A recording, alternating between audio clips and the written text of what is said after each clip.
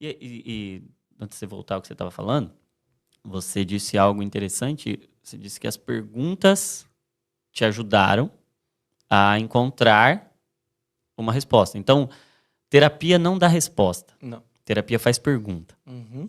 E Isso é muito legal. é muito legal, né? Muito. Porque a resposta certa com a pergunta errada, ela não faz sentido. Então eu sinto que nós muitas vezes temos a resposta. Uhum. E o discipulado gera a resposta. Sim. A Bíblia é a resposta. Exato.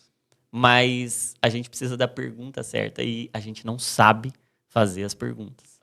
E a terapia pode ajudar a gente a fazer as perguntas certas para que a resposta faça sentido. Né? Então tem muito cristão, eu vejo que tem muito medo do discipulado, porque tem muito medo do que vai ouvir. Exatamente. Cara, eu vou lá para terapia e aí vão falar alguma coisa de repente é contrária ao que eu acredito e tudo mais.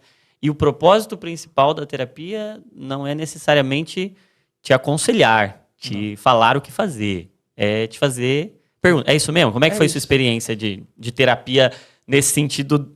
Cara, te deu alguma resposta ou te fez perguntas? E aí como é que você encontrou a resposta? Tá. Cara, isso é doideira, porque realmente terapia não te faz, não te traz nenhuma resposta.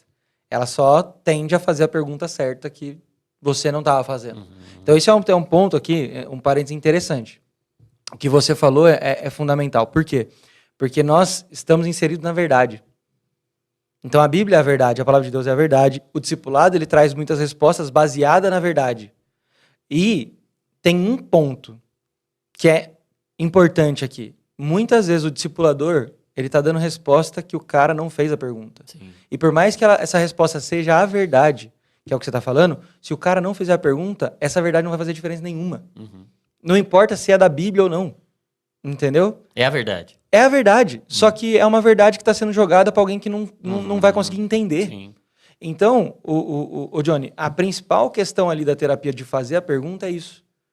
Ela começa a te trazer situações e perguntas que você fala, cara, mas eu preciso saber a resposta disso aqui. Então, a sensação que eu tenho, Johnny, é que assim, se você entra na terapia esperando algo, talvez você se frustre muito. Você vai receber alguma coisa ali, você vai se frustrar. Você vai se frustrar. Por quê? Porque quem vai dar a resposta é você. Ela vai levantar a pergunta, certo? Então, se você está esperando algo que venha de fora, cara, já era. Então, o que eu fiz? Eu falei, cara, eu sou muito desconfiado, né? Então, assim, quando me aconselharam a ir para terapia, eu falei assim, será? Né? Você fica com aquele pé atrás, né? Aí, o que eu fiz? Eu, de verdade, assim, não querendo parecer espiritual nem nada assim. E qual era o seu receio? Meu receio? Você consegue lembrar o que você tinha mais medo? Cara, eu vou ser sincero, Johnny. Eu acho que eu era meio preconceituoso com essas coisas. Entendi. Sabe? Eu com remédio, com psiquiatra, com terapeuta. No fundo, não era aquele pensamento, coisa de louco. Não, nunca foi. Mas no meu coração, e inclusive na terapia eu descobri isso, que pra mim era coisa de gente fraca. Entendeu? Então, se eu era forte, se eu tinha Deus, eu não precisava. Entende? Então, esse era meu ponto. E aí eu fiz não parecendo espiritual, né? Mas eu fiz uma oração. Falei, Deus, eu vou sem expectativa alguma.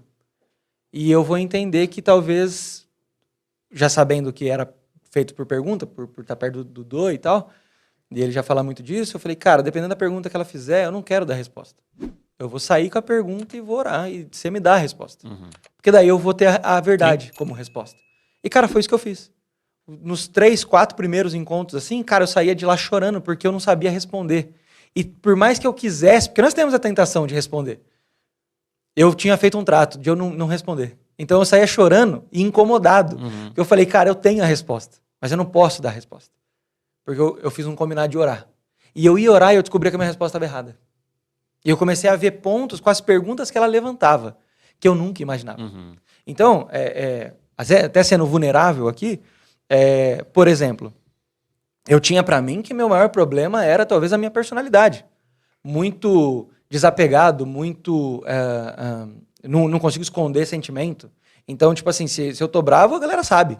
Se eu chego no trabalho ali com a cara fechada, eu não consigo esconder que eu tô bravo. Não consigo esconder que algo deu errado. Entendeu? Eu falava, cara, esse é meu problema. E, cara, eu fui entender que não. Isso, na verdade, era só uma consequência de uma raiz muito pior. Que é não saber se amar. Entende? Só que aí é o que eu falo pra você.